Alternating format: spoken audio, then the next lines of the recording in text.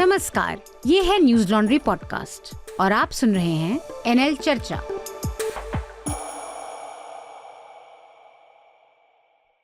नमस्कार, आपका खर्चा आपकी चर्चा हफ्ता दर हफ्ता। मेरा नाम शार्दुल कात्यायन है और हम फिर से आपके लिए लेकर आए हैं न्यूज लॉन्ड्री का साप्ताहिक हिंदी पॉडकास्ट एनएल चर्चा। इस हफ्ते आपके चहेते होस्ट अतुल कुछ व्यक्तिगत कारणों की वजह से छुट्टी पर हैं, तो आपको मुझे झेलना पड़ेगा। और चर्चा में हमारे साथ कई विशेष मेहमान हैं। स्टूडियो में मेरे साथ हैं हमारे साथी विकास जी। विकास, स्वागत है। और जूम के जरिए हमारे साथ जुड़ रहे हैं, आप पहले भी मिल चुके हैं, स्मिता शर्मा से। वो विदेश के मामलों पर उन्होंने विशेष रिपोर्टिंग की है, वो लगातार करती रहती हैं। वेलकम स्मिता। Thank you. हमारे साथ नीलाद्री सरकार हैं। नीलाद्री ने न्यूज लॉन्ड्री के लिए भी कॉलम लिखे हैं। वो स्वतंत्र पत्रकार हैं और अधिकतर वो पर्यावरण, मानवाधिकार, जाति, संस्कृति, इस तरह के विषयों पर रिपोर्ट करते हैं। उन्होंने पहले इंडिया टुडे और स्टेट्समैन के साथ भी काम किया है। नीलाद्री, आपका भी स्वागत है चर्चा में। Thank you very much for having me. हमारे तीसरे साथी और मेरे मित्र प्रतीक भी हमारे साथ पुणे से जुड़े हुए हैं। प्रतीक ने इस हफ्ते काफी धमाकेदार रिपोर्ट की है, तो वो हम सबको समझाएंगे कि कैसे कैसे ये रिपोर्ट के बारे में बात हुई। वो इस समय पुणे से हमारे साथ जुड़ रहे हैं। चर्चा में स्वागत है प्रतीक। थैंक यू भाई। अब हम बातचीत की शुरुआत करें और सुर्खियों पर जाएं, उससे पहले छोटी छोटी 2-3 बातें। चर्चा में अभी भी इक्का दुक्का ही पत्र आते हैं, तो मेरी गुजारिश है सभी सुनने वालों से, आप जो भी सुझाव भेजना चाहें, कोई भी सुझाव, आलोचना या कोई और बात, टिप्पणी आपकी अपनी व्यक्तिगत या जो आपको लगे किसी विषय के बारे में, उन्हें आप भेज सकते हैं। वो भेज सकते हैं आप www.newslaundry.com/podcast-letters पर, या फिर आप ईमेल भी कर सकते हैं podcasts@newslaundry.com पर। दूसरा, हमारा मोदी सरकार अपने तीसरी बार चुने जाने के लिए पैरवी कर रही है, तो उनके दूसरी जो सरकार रही 2019 से अब 24 तक, उसका हम एक विस्तृत रिपोर्ट कार्ड तैयार करने की कोशिश कर रहे हैं कि उन्होंने जो योजनाएं घोषित करी, उन्होंने जो काम किया, वो असल में दावों से कितनी अलग हैं या कितनी उन पर खरी उतरती हैं। ये एनएल सेना प्रोजेक्ट अभी भी पूरा नहीं हुआ है, तो मेरी विनती है आप इसको भरें, क्योंकि न्यूज लॉन्ड्री आप ही की मदद से चलता है। और आप देखेंगे कि जब भी आप स्वतंत्र पत्रकारिता को सपोर्ट करेंगे तो ऐसी रिपोर्ट सामने आएंगी जो तथाकथित मेन स्ट्रीम मीडिया आपके सामने नहीं लाएगा। फटाफट हम सुर्खियों की चर्चा कर लेते हैं, फिर बातचीत पर आएंगे। पहली सुर्खी, हमारा एक बातचीत का आज का विषय भी है संदेश खली। तो पिछले हफ्ते हमने बंगाल में संदेश खली से जो चिंताजनक खबरें आ रही थी उनका जिक्र किया था। इस हफ्ते घटनाओं में राजनीतिक और वहां पर जो स्थानीय गर्मागर्मी थी, दोनों बढ़ गई।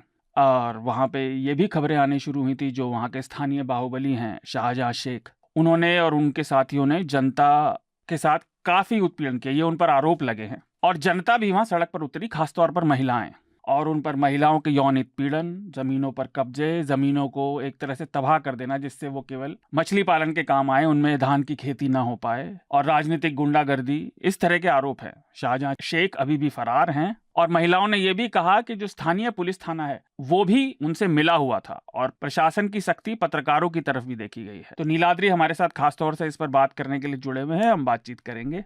इसी हफ्ते न्यूज लॉन्ड्री ने न्यूज मिनट के साथ मिलकर चुनावी फंडिंग और केंद्रीय एजेंसियों के छापों को लेकर एक लंबी खोजी पत्रकारिता की 3 भागों वाली सीरीज प्रकाशित की है। इसका तीसरा भाग आज ही प्रकाशित हुआ है। हम 23 फरवरी शुक्रवार को रिकॉर्ड कर रहे हैं सुबह। और इस सीरीज के पीछे का मैं बहुत छोटी सी भूमिका देता हूँ। बहुत लंबे समय से ये बातें चल रही थी पत्रकारिता के सर्कल में, राजनीतिक सर्कल में, कि सरकार केंद्रीय एजेंसियों का दुरुपयोग कर रही है, डरा रही है, धमका रही है, लेकिन आपको उस पर कोई पुख्ता रिपोर्टिंग नहीं मिलेगी। तो जैसा मैंने बताया, मेरे साथी प्रतीक इस सीरीज के प्रधान संवाददाताओं में से एक हैं, तो वो हमारे श्रोताओं को और हमें भी विस्तार से बताएंगे ये काम कैसे हुआ, और बाकी लोग तो उस पर अपने विचार रखेंगे ही। इस हफ्ते मंगलवार को उच्चतम न्यायालय ने चंडीगढ़ में जो 30 जनवरी को मेयर के चुनाव हुए थे उन्हें रद्द कर दिया। कई मामलों में निर्णय अपने आप में अभूतपूर्व है, क्योंकि आमतौर पर जब भी इस तरह के कोई चुनाव रद्द होते थे, चाहे वो किसी भी स्तर के हों, पंचायत के, मेयर के या किसी सीट के, तो वो चुनाव ही रद्द हो जाते थे और चुनाव को दोबारा कराने का आदेश दिया जाता था। लेकिन यहाँ पर न्यायालय ने अपने सामने मतगणना कराई कोर्ट में ही, और चुनाव रद्द करने के बजाय उन्होंने रिजल्ट डिक्लेयर किया। तो उसमें अब आप और कांग्रेस के जो संयुक्त उम्मीदवार थे कुलदीप कुमार, उन्हें मेयर का विजेता घोषित किया गया। साथ में कोर्ट ने यह भी कहा जो उस दिन चुनाव अधिकारी थे अनिल मसीह, उनके खिलाफ अभियोग चलाया जाए। और इसमें मजे की बात यह है कि जो आप और कांग्रेस के 3 पार्षद पाला बदल के भाजपा में चले गए थे, उनका दल बदलना बेकार रहा क्योंकि वो वोट नहीं कर पाए। तो अगर आपको वो शेर पता हो, ना खुदा ही मिला ना मिसाले सनम, ना इधर के रहे ना उधर के रहे, वो चरितार्थ होता है यहाँ पर। बिल्कुल, अगर आपको कुछ कहना है इनमें से किसी को, आप कह सकते हैं। स्मिता, प्रतीक या नीलाद्री। नहीं, मैं अभी देखिए कोई भरोसा नहीं है, क्योंकि अगर एक जो टाइम बाइंग एक तरीके से दी गई और जिसके तहत ये डिफेक्शन हुए इन तीनों पार्षदों के, कल को अगर वापस से चुनाव होते हैं तो how will the numbers stack up? मतलब एक उम्मीद की किरण जरूर जगती है लेकिन हमारी लाइफ में ना आजकल हमारी बेंचमार्क्स बहुत लो हैं। हमें थोड़ी सी भी अगर खुशियां कहीं मिल जाए, उम्मीद की किरण कहीं मिल जाए, तो हम उसे पकड़ लेना चाहते हैं। लेकिन पता नहीं अगर कल को दोबारा से मेयरल इलेक्शंस हो गए तो फिर आंकड़े किस ओर बैठेंगे, इसका मुझे नहीं पता। देखिए, उम्मीद को तिनके का सहारा काफी होता है और क्या कहते हैं उसे, डूबते को हाँ, डूबते को तिनके का सहारा काफी होता है और क्षमतावान लोग तिनके को ब्रह्मास्त्र में बदल लेते हैं।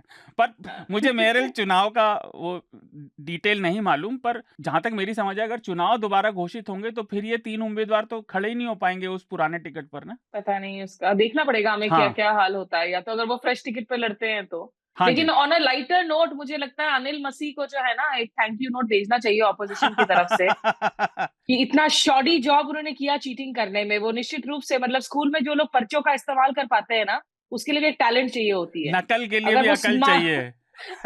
अगर स्मार्टली इस्तेमाल करते पर्चों का और चीटिंग करते तो शायद पकड़े नहीं जाते। अकल की तो कमी है आजकल। सीसीटीवी की निगाह में आ गए। सीसीटीवी को उन्होंने हाँ। देखा, फिर ओ, कहा, अच्छा चलो मैं काट वो देता हूँ। देख भी रहे थे कि सीसीटीवी देख तो नहीं रहा उनको। खैर, अब किसानों के प्रदर्शन पर भी अपडेट है खबरों में। पंजाब हरियाणा बॉर्डर पर प्रदर्शन जारी है और केंद्र सरकार और किसानों के बीच बातचीत का 5वां दौर भी असफल रहा।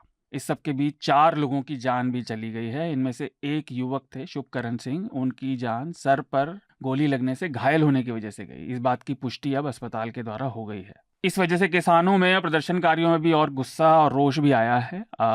सरकार लगातार आंसू गैस और पैलेट गन्स का उपयोग आक्रामक रूप से कर रही है और इसको लेकर कई कानून विशेषज्ञों का कहना है कि यह कानून सम्मत नहीं है। उनका मतलब आंसू गैस का खास तौर से प्रयोग आप इतनी अग्रेसिवली नहीं कर सकते। प्रशासन कह रहा है कि उन्होंने पैलेट गन्स का इस्तेमाल ही नहीं किया, लेकिन जैसे चित्र आ रहे हैं और हमारे संवाददाता बसंत वहाँ से लगातार रिपोर्ट कर रहे हैं, आप फोटो देखकर बता सकते हैं कि पैलेट गन्स का इस्तेमाल हो रहा है। लेकिन यह ज़रूर है, और मैं ये कहना चाहता हूँ कि सरकार का किसी भी तरह के विरोध प्रदर्शन के खिलाफ ज़्यादातर रवैया, उसमें कोई बदलाव नहीं है, उसमें इतने सालों में कोई नरमी नहीं आई है। ये सरकार किसी भी तरह के आलोचना और प्रदर्शन के खिलाफ बहुत ही सख्त और आक्रामक रवैया अपनाती है। इस हफ्ते राजनीति में विपक्षी खेमे से भी एक खबर आई। आखिरकार कांग्रेस, सपा और आम आदमी पार्टी के बीच लोकसभा सीटों को लेकर बंटवारा तय हो गया है। सपा ने घोषणा की है कि उत्तर प्रदेश में वो 63 सीटों पर चुनाव लड़ेगी और कांग्रेस 17 सीटों पर।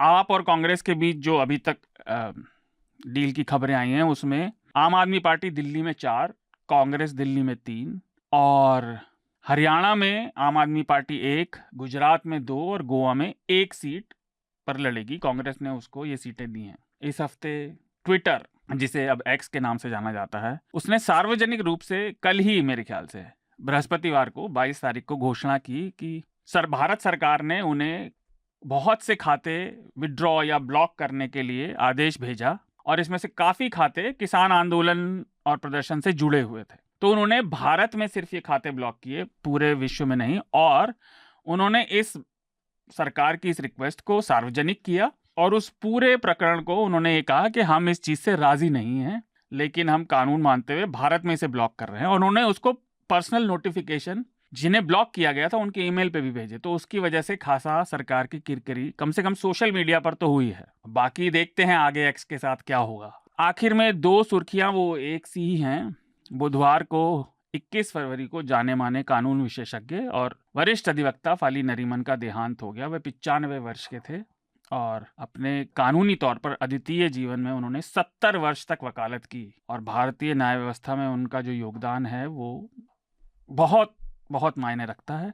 ऐसी ही दूसरी खबर दिल्ली से भी है। 21 तारीख को ही रेडियो की मशहूर आवाज़ और अमीन सयानी, उनका भी दिल्ली में 91 वर्ष की आयु में निधन हो गया। दिल का दौरा पड़ने से उनकी मृत्यु हुई और उनकी जादुई आवाज़ तो मशहूर है, जो लोग पहले सुनते हैं। इंटरनेट एज से पहले उनकी आवाज़ ऐसा कोई नहीं था जो नहीं जानता था। और जैसा वे प्रसारण के दौरान अक्सर कहते थे, दुनिया के सबसे ज़्यादा लंबे अरसे तक चलने वाले रेडियो प्रोग्राम बिना का गीतमाला, इसके लिए वो जाने जाते थे। स्मिता, आपको और मुझे लगता है प्रतीक को तो पक्का याद होगा। मैं क्षमा चाहता हूँ नीलाद्री अगर मैं आपको आपकी आयु कम समझ रहा हूँ, पर मुझे लगता है वो तो कॉम्प्लीमेंट होगा। तो क्या मुझे आप पे नाराज होना चाहिए? नहीं नहीं, पर मैं जानता हूँ आप मेरी आयु से मिलती जुलती आयु आपकी है, तो हम लोग तब थे। अमीन सयानी साहब निश्चित रूप से हम लोगों के लिए जो है वो एक रेडियो की आवाज अमीन सयानी साहब ही थे। और आज की तारीख में कई सारे ऐसे आरजेस हैं जो सेलिब्रिटीज हैं, दीवास है, लेकिन वो बात किसी में नहीं है। उनकी आवाज जब गूंजती थी, और जो सबसे प्यारी बात थी उनकी, जो शुरुआत करते थे बहनों और भाइयों के साथ में, भाइयों और बहनों नहीं कहते थे, तो उनका जो अंदाज़े बयां था, उनके लफ्ज, इस तरह के लेजेंड्स बहुत कम आते हैं जो इतनी अपनी पहचान किसी एक मीडियम में अपनी एक छाप छोड़कर जाते हैं। तो निश्चित रूप से एक ही दिन में फाली नरीमान साहब का चला जाना, उनके साथ भी 2-3 बार मुझे मौके मिले थे जब मुलाकातें हुई थी, बातें हुई थी, हमेशा बड़े ही जो है ना वो ह्यूमरस, और उनपे ये फर्क नहीं पड़ता था कि सामने वाला कोई कम उम्र नौजवान है जिसको कोई जानकारी नहीं है कानून के बारे में, या कोई कानूनी विशेषज्ञ है। वो सबके साथ बड़े हंस बोलकर अपने, और जो सबसे प्यारी बात थी उनकी, जिस तरीके से वो लेटर्स लिखा करते थे लोगों को, जर्नलिस्ट की लेख पढ़कर उनके लेटर हेड से बाकायदा चिट्ठियां जाती थी, जिस चिट्ठियों में अगर आप पढ़े तो वो अपने आप में इतनी दिलचस्प चिट्ठियां होती थी, क्योंकि उसमें कुछ दूसरे आर्टिकल्स के रेफरेंसेस रहेंगे, उसमें कुछ बड़ी सी नुआंस्ड बातें रहेंगी, और दूसरी ओर अमीन सयानी साहब का चले जाना। तो लेजेंड्स का पूरा जो दौर है ना, वो धीरे धीरे जिस तरीके से खत्म हो रहा है, लेकिन ये है कि आने वाले कई पीढ़ियां जो है, मैं उम्मीद करती हूँ कि रील्स के इस दौर में इन लेजेंड्स को कभी ना भूले। प्रतीक, आप कुछ कहना चाहेंगे? मतलब मैं भी इनफैक्ट कुछ समय पहले फली जो नरीमान साहब, उनकी एक किताब पढ़ रहा था। अच्छा। तो वो उनका इतना बिजी शेड्यूल रहता था कि मतलब वो बंदा मतलब रात को 2 बजे तक वो काम करते रहते थे, और वापस सुबह उठ के उनका काम चालू होता था। वो तो खैर लेजेंडरी लोग थे। और जैसे अमीन सयानी साहब की बात कर रहे हैं, तो उनका जो बिना का गीतमाला अभी भी रिकॉर्डिंग आती है मेरे पास, मेरी गाड़ी में ना, वो है उनका, मतलब वो उनका एक प्रोग्राम है। तो वो एक सुनने में जो मजा आता है ना, वो एक मतलब हम लोग अभी जो नए बच्चे तो शायद उनको नहीं सुनते होंगे इतना, या नहीं पता होगा उनके बारे में, लेकिन पता तो होगा डेफिनेटली, सुनते नहीं होंगे शायद, लेकिन अगर उनको सुना जाए तो वो एक अलग ही मजा है उसको। मतलब वो एक मतलब बोलते हैं एक ठहराव है उनकी आवाज में, जिस तरीके से वो बोलते हैं जी। बहुत मजा आता है वो सुनने में उनको। और गाने, तमाम पुराने गाने, तो वो एक उन लोग मतलब लेजेंडरी लोग हैं दोनों जी। नीलाद्री, आप कुछ कह रहे थे? नहीं, मैं कह रहा था कि मतलब when I was growing up, तब तक तो रेडियो जा चुका था। तो आपने सही एज्यूम किया कि मुझे पता नहीं होगा। मेरा आकलन सही था। जी। जब मैं बड़ा हो रहा था, मेरे घर में ऑलरेडी मैंने टीवी देखा है, मतलब अच्छा, अर्लीस्ट आई कैन रिमेम्बर। तो रेडियो था एक पुराना, बट वो चलता नहीं था। तो मैं अपने बारे में बताऊं तो मुझे याद है मेरी माँ सुनती थी रेडियो पर, और वो अभी भी याद है जो अमीन सयानी जी की खासतौर से आवाज़ में, जो मेरी नज़र में, मेरा जो ओपिनियन है, माधुर्य बहुत था।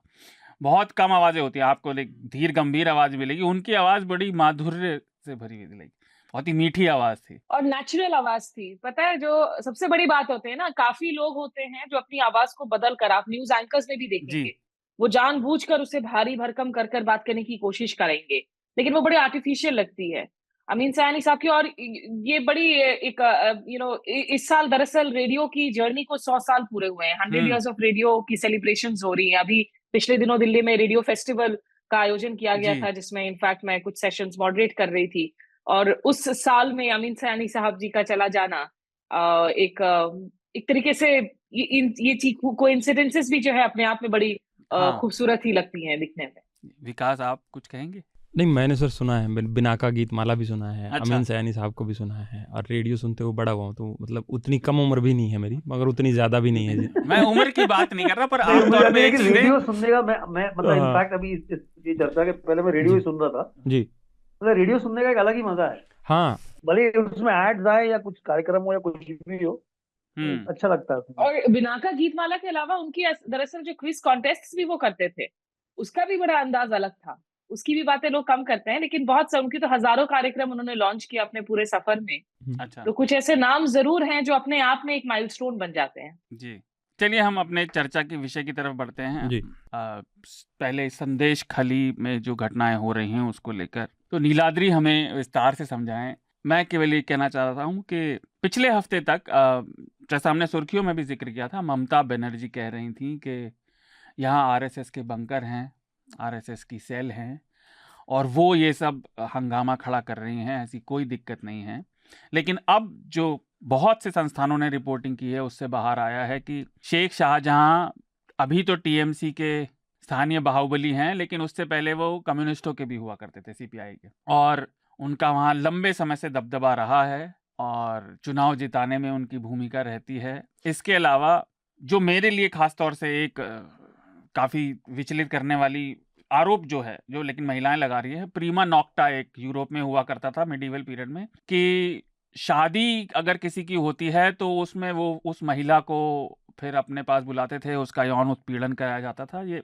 ये बहुत ही चिंताजनक खबर है। और ममता बनर्जी मुख्यमंत्री, महिला मुख्यमंत्री, और ऐसी मुख्यमंत्री जो जमीन की राजनीति और आंदोलन से ऊपर आई हैं, उनका इस चीज़ को नज़रअंदाज करके उसे सीधा आरएसएस की वो बताना, ये अपने आप में उनके लिए राजनीतिक किरकिरी तो कम से कम है। भाजपा उसमें अपना कम्युनलिज्म घोलने की कोशिश कर रही है क्योंकि वो चाहती है महिलाओं के खतरे की जो बात है वो इस क्षेत्र से निकल के पूरे स्टेट में फैले, जिससे उन्हें चुनावी फायदा हो। वो हिंदू मुस्लिम भी कर रहे हैं। स्मृति ईरानी ने प्रेस कॉन्फ्रेंस की कि खास तौर से हिंदू महिलाओं का मुसलमान उत्पीड़न कर रहे हैं, जबकि ऐसा नहीं है। जो उनके दो खास साथी हैं वो दोनों ही हिंदू हैं, वो मुसलमान नहीं हैं। तो इसका अपराधीकरण से ज्यादा लेना देना है बजाय किसी संप्रदाय या आस्था से। लेकिन मैं नीलाद्री के पास पहले जाना चाहूँगा। नीलाद्री, आपने उस पर रिपोर्ट भी की, न्यूज़ लॉन्ड्री पर आपने वो आर्टिकल भी भेजे हैं, पर आप विस्तार से बताएं। जो मेरी समझ में आया, अगर आप शुरू कर सकें, कि इस सब प्रकरण में जो संदेश खाली की भौगोलिक स्थिति है, जो वहाँ का ज्योग्राफी है, वो भी काफ़ी इम्पोर्टेंट है। सबसे पहले तो बहुत बहुत शुक्रिया मुझे इनवाइट करने के लिए। तो मैं पहले before I start talking about Sandeshkhali, मैं आपसे एक परमिशन लेना चाहूंगा कि I think it would also be good for your listeners to have an idea कि शेख शाहजहां कौन है। अच्छा, कि जी उनका बिल्कुल। जो राइज है वो कैसे हुआ और वो क्यों इतने इंपॉर्टेंट है and why so much is happening around him right now. तो शेख शाहजहां, वो पता नहीं आप लोग को पता होगा कि नहीं, तो पहले ये लेट 90s की बात है। तो जब, और क्योंकि संदेश खाली सुंदरबन बहुत ही रिमोट रीजन है, तो वहां पे कुछ ऐसे पब्लिक ट्रांसपोर्ट के नाम पे सिर्फ ये होते जीप, पुराने जमाने में जो जीप्स चलते थे, जिसको हम लोग यहाँ पे ट्रेकर कहते हैं बंगाल में जोंगा कॉमनली। जीप जो चलती थी।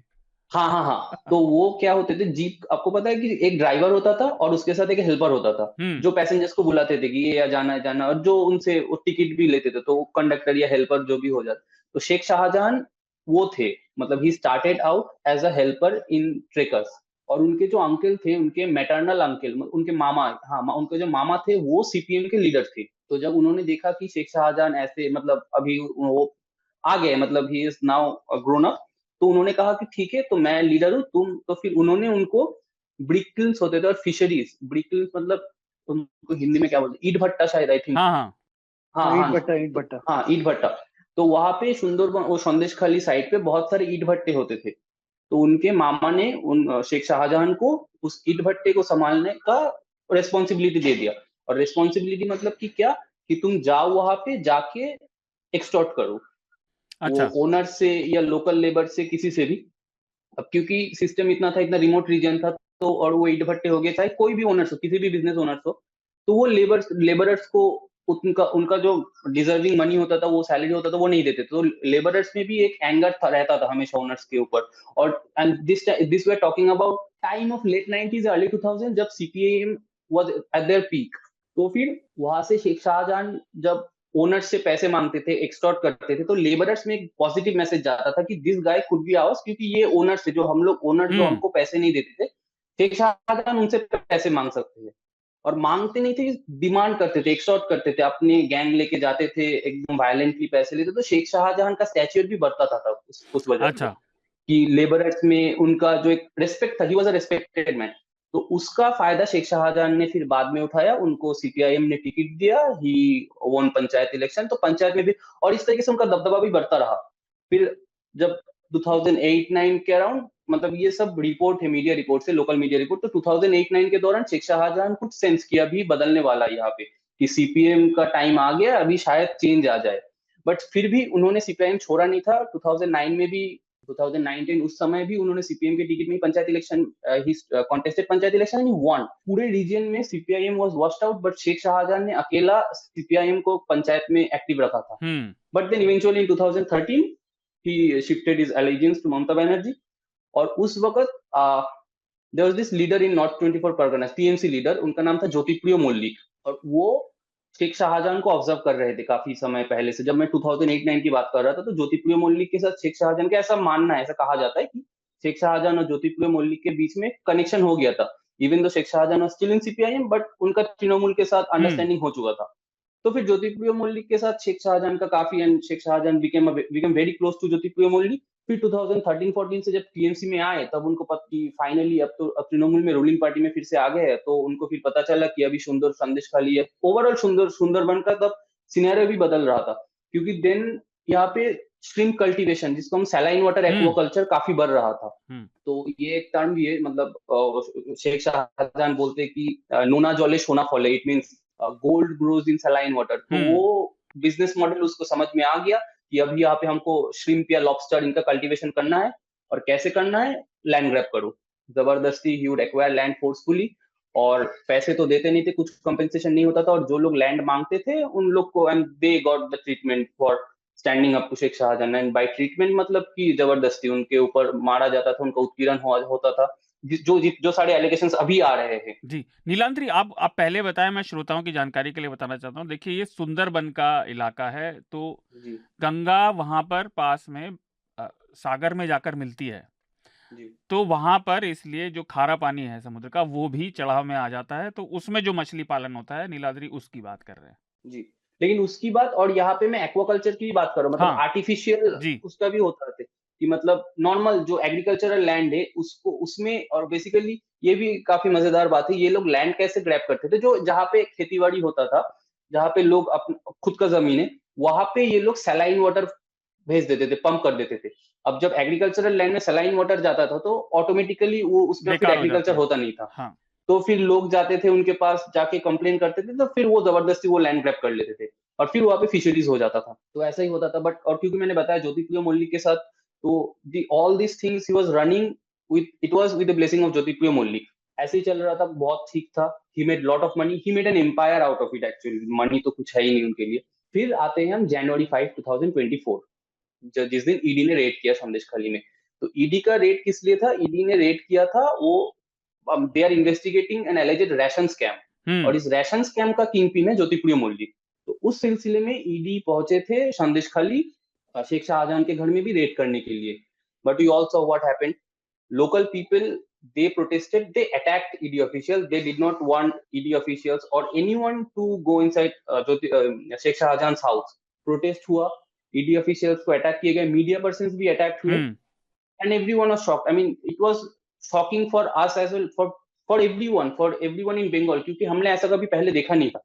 ईडी रेड या फिर सीबीआई रेड या फिर आईटी रेड, ये बहुत दिन से हो रहा है, मतलब पूरे ऑल ओवर इंडिया में हो रहा है कि ऑपोजिशन रूल पार्टी जहां पे भी है, सेंट्रल गवर्नमेंट भेज देती है एजेंसी को। लेकिन ऐसा, मतलब कॉमन पीपल, जैसे मतलब पहले जो रिपोर्ट्स आए थे कि this are followers of Sheikh Shahjahan, ऐसी बात नहीं है। ये सारे कॉमन नॉर्मल लोग थे, ये जो लोग जाके ईडी के सामने खड़े हो गए थे कि नहीं, हम लोग नहीं दे सकते। ये क्यों इन्होंने किया, मैं थोड़ी देर में आऊंगा, बट दिस इज फैक्ट कि ये क्यों हुआ।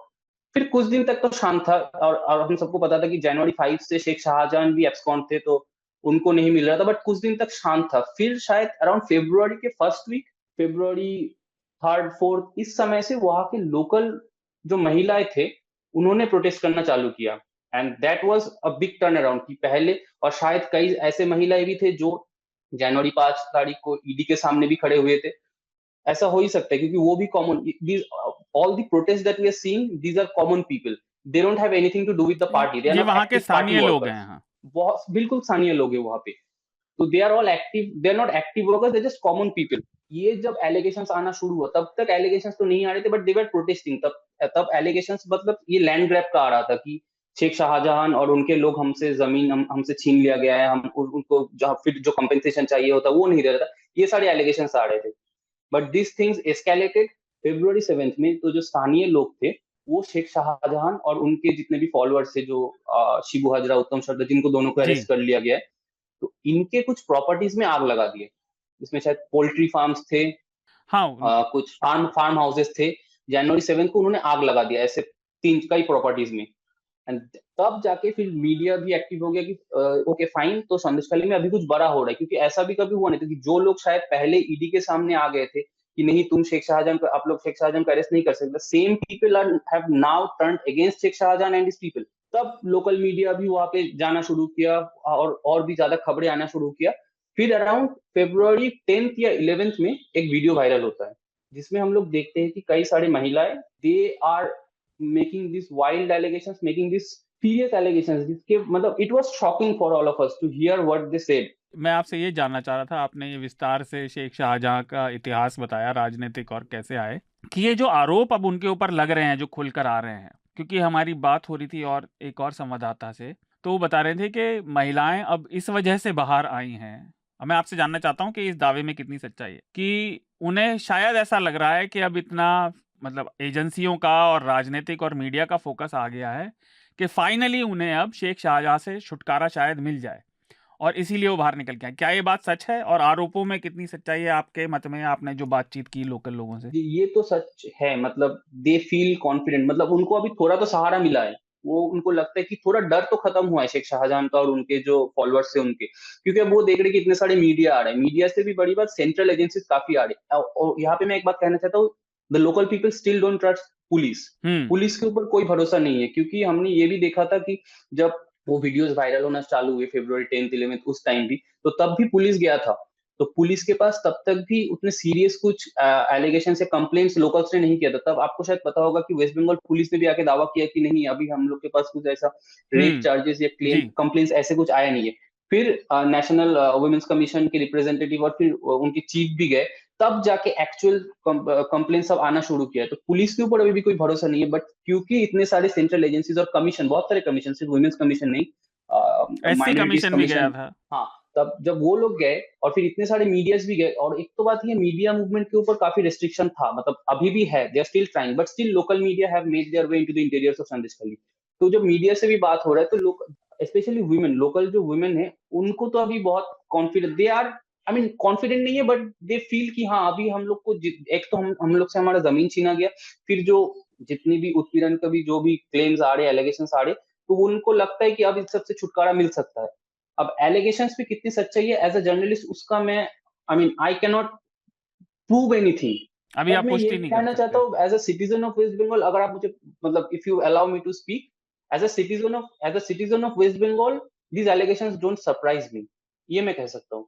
एज अ सिटीजन ये मुझे सरप्राइज इसलिए नहीं करता है क्योंकि संदेशखाली, आप लोग जैसे बाहर से संदेशखाली को देख रहे हो, Sandeshkhali is just one place which has come to everyone's attention right now, क्योंकि वहां पे ईडी के ऊपर अटैक हुआ था, तो एक मीडिया अटेंशन आ चुका था, but for me Sandeshkhali exist across West Bengal. अच्छा, नीलाद्री ने बताया बंगाल में चुनावी हिंसा और इस तरह के जो स्थानीय बाहुबली हैं, इनकी खबरें लगातार खासतौर से चुनावों के समय पर आती रहती हैं। बस स्मिता, मैं आपसे जानना चाह रहा था दो एस्पेक्ट। एक तो ये बात बार बार बाहर आती है कि चाहे वो गुंडा एस्पेक्ट हो या वैसे कार्डर वाला एस्पेक्ट, सीपीएम का ही लगभग सारा कार्डर एक साथ तृणमूल में चला गया, और वो आज भी वैसे ही अपना काम धंधा चलाए हुए है, केवल उसका चुनाव चिन्ह बदला है। दूसरा ये, और ये ममता बनर्जी के लिए खासतौर से है, कि पिछले कुछ वर्षों में महिलाओं के ऊपर उत्पीड़न पर इतने सारे, चाहे वो सोशल मीडिया हो चाहे वैसे भी, खुलकर आने के लिए बातें हुई, और बहुत सारे लोगों ने, खासतौर से जो पब्लिक फिगर हैं, इन्होंने बिल्कुल एकमेव समर्थन किया था कि नहीं, महिलाओं की बात को सुना जाना चाहिए, और कम से कम इतना भरोसा उस पर किया जाना चाहिए कि महिला झूठ नहीं बोल रही है, उन्हें वैसे ही दबाने का हमारे समाज में एक लंबा समय का वो पितरवादी सत्ता है। लेकिन यहाँ पे मतलब जो चीज निकल कर आई है कि बिलीव ऑल वीमेन जो वो था, लेकिन मतलब मेरे दिमाग में बात खास तौर से आई, लेकिन तभी तक जब तक वो सरकार के खिलाफ बोल रही है। जैसे ही वो ऑपोजिशन की किसी सरकार में कुछ गड़बड़ होती है तो फिर उन पर भरोसा मत करो। ममता बनर्जी का ये कहना उनके ऊपर काफी बड़े सवाल उठाता है प्रशासन पर भी। तो आप इसको लेकर क्या कहना चाहेंगे, क्योंकि जो आरोप निकल कर आए हैं वो काफी सही में विचलित करने वाले हैं। देखिए, इसमें 2-3 चीजें हैं शार्दुल। एक जो आपने बात कही, मुझे लगता है कि सबसे बड़ी बात यही है कि जब इस तरह के गंभीर आरोप सामने निकल कर आते हैं तो कोई भी पार्टी, कोई भी जो सरकार में हो, जो सत्ता में हो, ये बहुत जरूरी है कि आप इसको पूरी संवेदनशीलता के साथ इस मामले को अप्रोच करें। आप इस मामले में अश्योरेंस दें कि जांच होगी। आप जब सीधे तौर पर इस पर राजनीति का बट्टा लगाना शुरू कर देते हैं तो इसका मतलब है कि, और वो भी मुख्यमंत्री होने के बतौर, हाँ। तो इसका मतलब है कि कहीं ना कहीं वो एक संदेशा जाता है कि भाई जब आपको आरोपों पर यकीन ही नहीं है, आप शुरू में ही आप इनको राजनीतिक बताकर आप शायद इनको डिसमिस करना चाह रही हैं, उसके बाद भले ही पब्लिक प्रेशर में आप कहें कि हम पुलिस की जांच करवा रहे हैं, हम लोगों की बात सुन रहे हैं, सवालिया निशान तो लग जाते हैं कि क्या ये पारदर्शी जांच होंगे या नहीं, क्या ये संवेदनशील जांच होंगे या नहीं। और ये आज भारत की राजनीति में ना सबसे बड़ी दिक्कत हो गई है। मुझे समझ में नहीं आता है कि क्या हो गया है नेताओं को। जब एक हाथरस होता है, जब मणिपुर होता है, जब पश्चिम बंगाल होता है, हर चीज में रिएक्शन इसी चीज पर डिपेंड करता है कि आप उस सरकार में सत्ता में हैं या विपक्ष में हैं। ये किस तरह की मानवीय मूल्य रह चुके हैं हमारे राजनीति में। आप सबसे पहले आप कहें कि ये मामला गंभीर है, आरोप गंभीर है, हम पूरी तरीके से इसकी जांच करेंगे, जांच की रिपोर्ट का इंतजार करें। शुरू में ही अगर आपने राजनीतिक गोल दाग दिए तो आखिर किसको भरोसा रहेगा। और नीलाद्री की बातों से मैं सहमत हूं। देखिए, बंगाल में मैं पली बड़ी हूं, मैं आसनसोल के रहने वाली हूं। बंगाल में 2-3 बड़ी कॉन्फ्लिक्टेड तस्वीरें सामने उभर कर आती हैं। एक तरफ इस बात में कोई शक नहीं कि भारत के दूसरे राज्यों के मुकाबले एक आम महिला होने के नाते मैं ये पूरी जिम्मेदारी के साथ कह रही कि बंगाल में आज की तारीख में अभी भी बेटियों के लिए उसे बहुत सेफ राज्य माना जाता है। अच्छा। हम कॉलेज में भी जब पले बड़े, हम वहां पर बड़े हुए, वो आसनसोल में हो, कोलकाता में मैंने पढ़ाई की, हम देर रात तक हम वहां पे शहर में हम सड़कों पर निकला करते थे, अकेले वॉक किया करते थे। Literally back of my hand की तरह मैं जानती थी एक एक कोने और एक एक गली को। हमें ये पता था कि अगर रास्ते में कभी कुछ ऐसी कोई इंसिडेंट हो जाए तो लोग खड़े हो जाएंगे, आपका साथ देंगे। लेकिन वहीं एक और जो कड़वी हकीकत ये भी है कि बंगाल के जब आप ग्रामीण क्षेत्रों में जाते हैं, बंगाल के जब आप शेड्यूल ट्राइब इलाकों में जाते हैं, तो वहां की जो हकीकत है उसमें पॉलिटिकल रिगिंग भी शामिल है, उसमें राजनीतिक हिंसा भी शामिल है, उसमें महिलाओं का यौन उत्पीड़न भी शामिल है।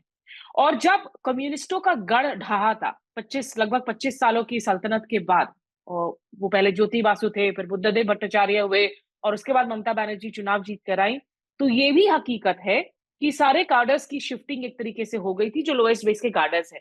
देखिए, बंगाल में जो कार्डर्स है वो अपने आप में इतने स्ट्रांग है। वहां पर जो हम लोकल क्लब्स की बात करते हैं, हर क्लब अपने आप में एक जुडिशियल अथॉरिटी बन जाता है। हर क्लब में आपकी जो संगठन होते हैं लोगों के, और जो लोकल कार्डर है उसका दम इतना बढ़ जाता है कि लोग कहीं कोर्ट जाने के पहले दरअसल उसी अथॉरिटी के पास अपने कंप्लेंट्स को लेकर जाते हैं, कंप्लेंट्स को सॉल्व करवाने के लिए। और ये मैं ग्रामीण क्षेत्रों की बात कर रही हूँ खास करके। उन क्लब्स को फंड्स दिए जाते हैं बाकायदा पार्टियों की तरफ से, राज्य की तरफ से। ये अपने आप में बड़े जो स्ट्रॉन्गमैन कल्चर है वो है। उत्तर प्रदेश की तरह से ही ये है कि ठीक है, यहाँ के सारे बाहुबली उस तरह के कट्टे लेकर शायद नहीं घूम रहे होते हैं, लेकिन राजनीतिक हिंसा भी होती है और राजनीतिक शोषण भी होता है।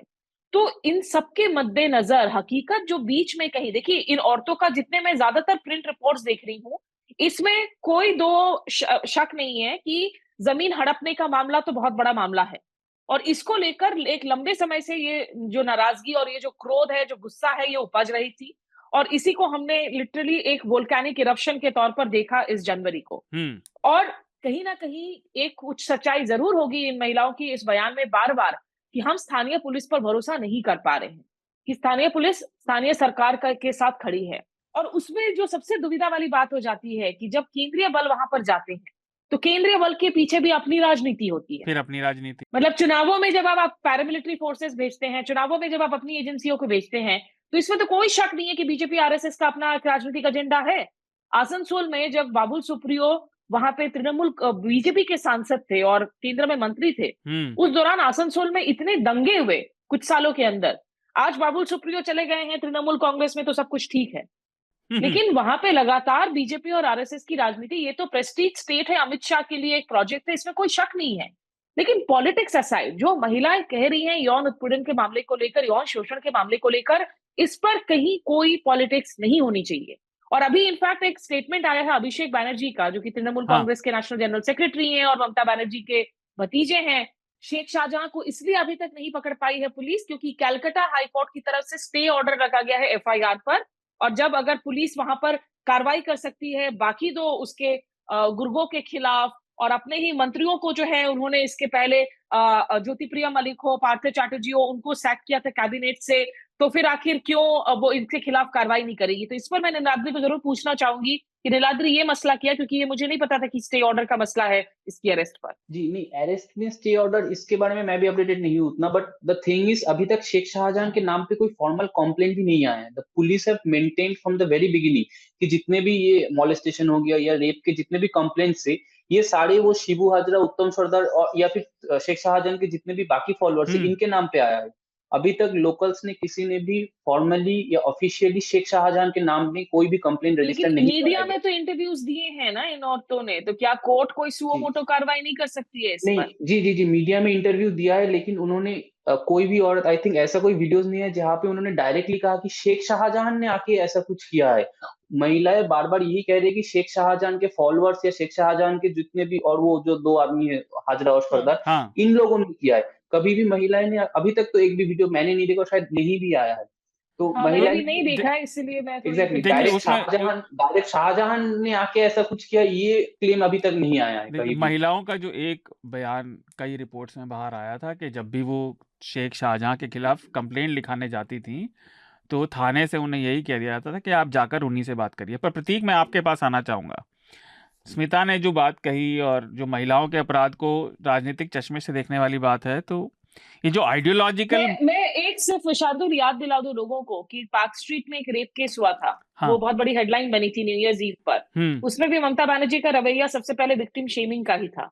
तो ये कोई महिला मुख्यमंत्री हो या पुरुष मुख्यमंत्री हो, महिलाओं के मुद्दे पर मुझे लगता है कि जो सबसे बड़ी हमारी क्राइसिस है आज की राजनीति में, वो ये है कि लोग मानवीय मूल्यों को ही भूल गए। हाँ, तो देखिए, वो पितृवादी जो विचारधारा है वो जरूरी थोड़ी केवल आदमी लोग ही उसको बढ़ाए, वो महिलाओं में भी हो सकती है। तो पार्क स्ट्रीट के बाद अगले साल 2013 में भी कामदुनी में गैंग रेप का इंसिडेंट हुआ था, जहाँ पे सेम ममता बनर्जी का सेम एटीट्यूड था। तो what we are seeing right now, ये मतलब नया नहीं है, ये तो पैटर्न है जी प्रतीक। तो जो मैं बात कह रहा था कि ये जो आइडियोलॉजिकल बयान जांच से पहले आ जाते हैं, इससे क्या आपको लगता है, पहला सवाल तो ये कि इससे क्या विपक्ष में ममता बनर्जी की किरकिरी अब होगी, क्योंकि भाजपा इसे बढ़ाएगी जरूर। दूसरा, ये आपने इतना एक्सटेंसिव रिपोर्ट किया है कई स्टेट में, ये बाहुबलियों की शक्ति जाती क्यों नहीं? और खासतौर से बंगाल जैसे राज्य में जहां कोई भी सत्ता में आ जाए, कोई रिफॉर्म करने के लिए इच्छुक नहीं दिखाई देता। इसके पीछे क्या वजह है? क्या फायदे बहुत ज्यादा हैं? देखिए, जो अभी मतलब जहाँ राजनीति की बात बोल रहे हैं और ये संदेश खाली का जो मसला है, तो पॉलिटिक्स अभी हमारी ऐसी हो चुकी है कि सत्ता के लिए इतने भूखे हो चुके हैं, भले ही वो कोई भी हो। मतलब भले सेंटर में जैसे बीजेपी है या स्टेट्स में अगर दूसरी पार्टी है, टीएमसी है या कांग्रेस, उनको हर चीज, मतलब अगर उनके अगेंस्ट अगर कोई भी कुछ बोलता है या मतलब कोई क्राइम है जो एक्चुअल में हुआ है, तो कोई घपला है या घोटाला है, अगर उसके अगेंस्ट कोई भी आवाज उठाता है तो वो उसको सेंटर और स्टेट के या अपोजिशन या आई मीन जो भी सत्ता में है उसके नजरिए देखने लगते हैं हर चीज को। और ममता बनर्जी मतलब बहुत ही डिक्टेटोरियल, मतलब उनका मेरे को एक अप्रोच लगता है। मैं एक मतलब ये जो अभी पार्क स्ट्रीट वाला मसला बताया, कामदुनी का उन्होंने बोला, संदेश खाली का है, ये तो बहुत बड़े मसले हैं। एक छोटा मसला, एक बार आई थिंक ममता बनर्जी का इंटरव्यू ले रही थी, शायद सागरिका घोष का इंटरव्यू ले रही थी उनका, तो उन्होंने कुछ बच्चे बैठे थे, उन्होंने एक बच्ची ने एक सवाल कर दिया उनसे, काउंटर क्वेश्चन, तो वो उसको नक्सली बोल के बीच में से उठ के चली गई थी। हाँ, तो वो और मतलब और अब वही राज्यसभा सांसद हैं। हाँ, तो वही सही बात है। तो उनकी जो अप्रोच है वो बहुत ही मतलब उनकी इस तरीके की, कुछ भी किसी ने भी कुछ भी खिलाफ बोला, मतलब अगर कोई उनकी गलती कोई अगर पॉइंट आउट करता है तो वो उसको उससे पॉलिटिकल नजरिए देखती हैं, उसके अलावा कुछ नहीं देखती। और यही हमारे एक बहुत ही अजीब सा कल्चर बन चुका है हमारी कंट्री में कि कोई भी हो, भले वो केरला पकड़ लो या महाराष्ट्र पकड़ लो या कोई दूसरा स्टेट पकड़ लो, मध्य प्रदेश पकड़ लो, जहाँ पे भी है, अगर किसी ने अपोजिशन ने अगर या जनता ने अगर कोई चीज को उठा दिया तो उसको कनेक्ट कर लेंगे, अरे यार ये तो संघ से जुड़ा है, अरे ये तो वो सीपीएम से जुड़ा हुआ है।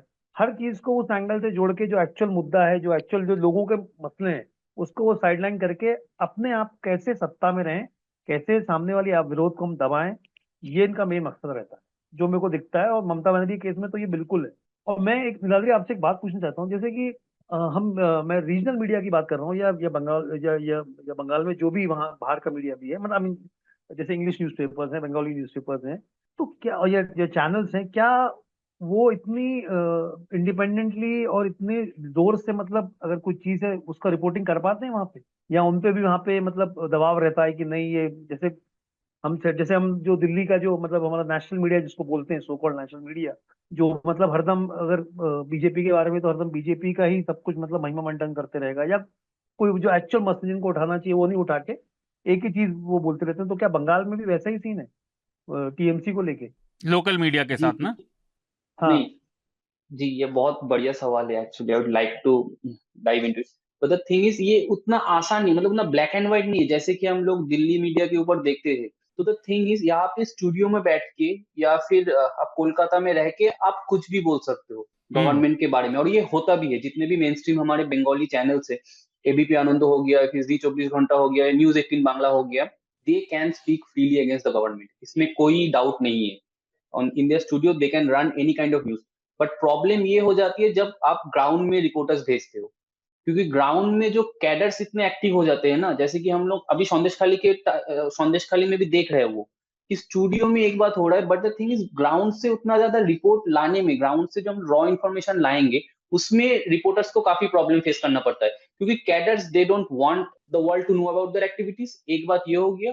और दूसरा, पुलिस पुलिस पहले तो मतलब पुलिस सिक्योरिटी देती नहीं है रिपोर्टर्स को या मीडिया को, और फिर जब कुछ इंसिडेंट हो जाती है, जैसे संदेशखाली में भी हुआ, जनवरी 5 में भी मीडिया के ऊपर अटैक हो जाता है, तो फिर दे गेट एम्बेरेस्ड और उनको लगता है कि नहीं अभी दोबारा मैं भेजूंगा, मैं तो सिक्योरिटी भाई दे नहीं पाऊंगा, फिर दोबारा कुछ हो गया तो मेरा एम्बेरेसमेंट हो जाएगा। तो वो भी पुलिस भी दोबारा अब एक्स्ट्रा रेस्ट्रिक्शन इंपोज कर देती है मीडिया के ऊपर। ये हो जाता है प्रॉब्लम। अच्छा। और ये एज इन ऐसा कुछ मतलब कैलकुलेटेड या कुछ बहुत ऑर्गेनाइज्ड मूव नहीं है कि जैसे TMC party leadership top tier से ऐसा ऑर्डर आ रहा है कि नहीं मीडिया को ये रोको। These are very administrative thing, और कैडर्स जो करते हैं वो भी ग्राउंड लेवल में ही करते हैं।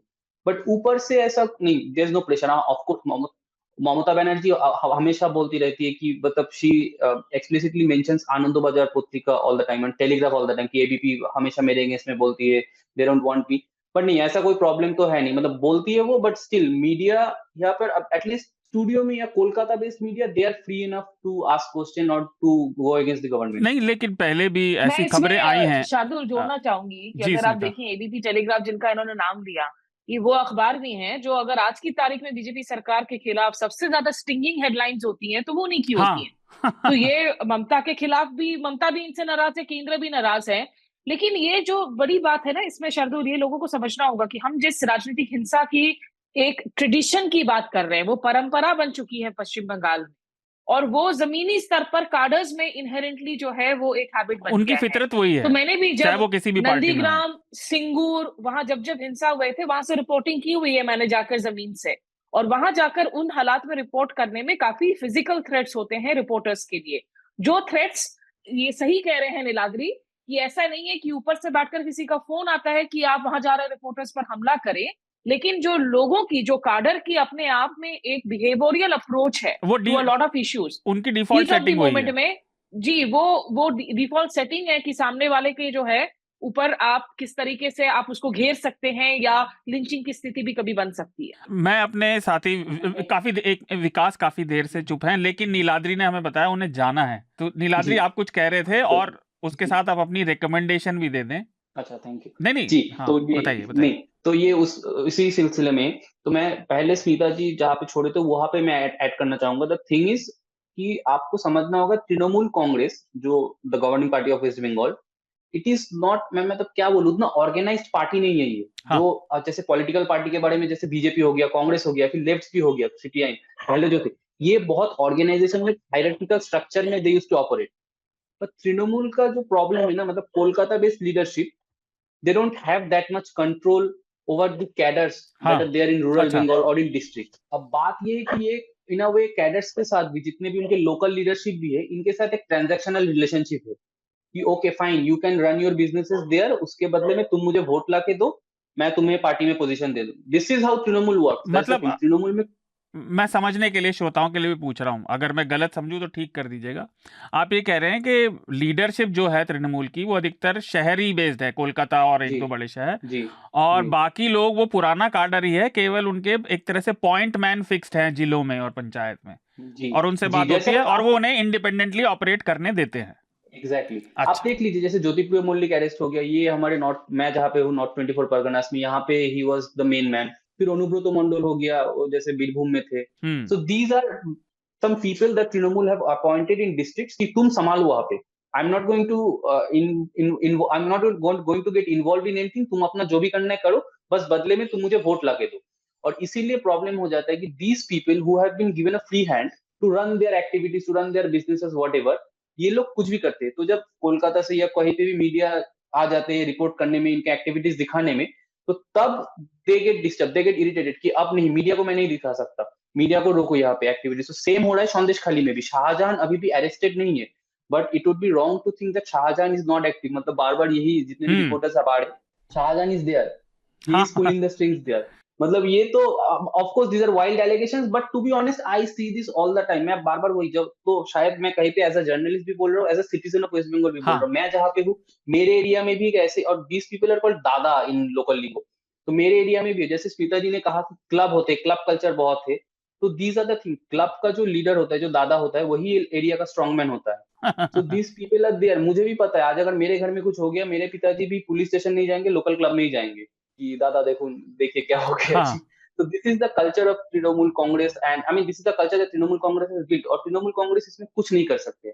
Trinamool Congress cannot arrest and cannot go against these people, cannot have these people arrested. क्योंकि अगर Trinamool Congress ने इनके खिलाफ गए और इनको अंदर कर दिया, अरेस्ट कर लिए, Trinamool Congress will collapse. This is the party actually. अच्छा. Trinamool Congress का functioning, Trinamool Congress का वोट यही लोग लाके देते. आपको पंचायत इलेक्शन का विजुअल्स आपने देखे होंगे, क्या होता है हमारे 91% तो अनकंटेस्टेड रहते हैं. एग्जैक्टली. तो यही लोग ऐसे ही करते हैं if they are not strong man. तो इसी के बारे में जो भी मैंने कहा, जहां तक मेरी अंडरस्टैंडिंग है, जितने भी मतलब इस लेवल में जी, तो उसके लिए मैं सजेस्ट करना चाहूंगा, there is this professor of JNU centre of political studies, mister Dwaipayan Bhattacharya. He has written a paper, एक आर्टिकल लिखा है उन्होंने, जहाँ पे उन्होंने जो मैंने सिस्टम अभी आपको डिस्क्राइब किया कि तृणमूल कांग्रेस कैसे ऑपरेट करती है, उन्होंने सिस्टम को, और द्वैपायन भट्टाचार्य जो मैं आपको बताना चाहूंगा, आप लोगों ने शायद सुना होगा, लेफ्ट के टाइम में वेस्ट बंगाल को पार्टी सोसाइटी कहा था उन्होंने. तो इसके बारे में बहुत चर्चा हुआ था. इन 2021 इलेक्शन पे काफी सारे दिल्ली मीडिया ऐसे पार्टी सोसाइटी वेस्ट बंगाल, इसको लेकर बहुत सारे आर्टिकल्स वगैरह आए थे.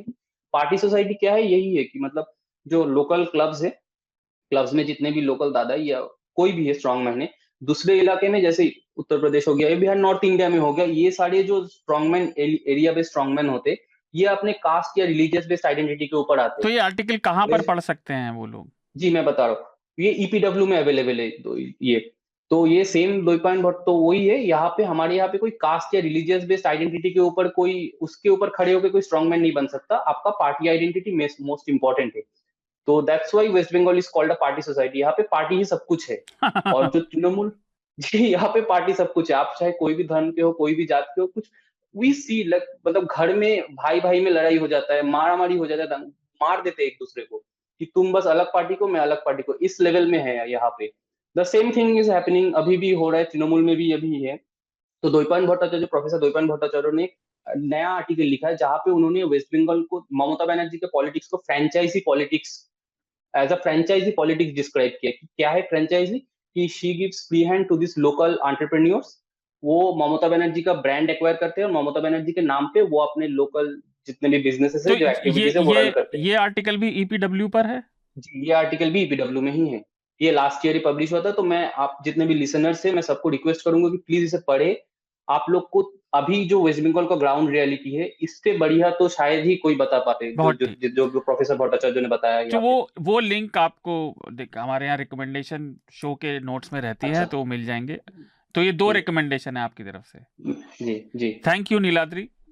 थैंक यू हमारे से वेरी बात मच, करने के थैंक यू लिए। Very much, it was nice talking to all of you. Thank you Smita ji, thank you Thank Pratik ji, you. बहुत जी जी बहुत अच्छा लगा। Thank you, so I will take your leave now. Thank you जी, वेरी मच, बाय।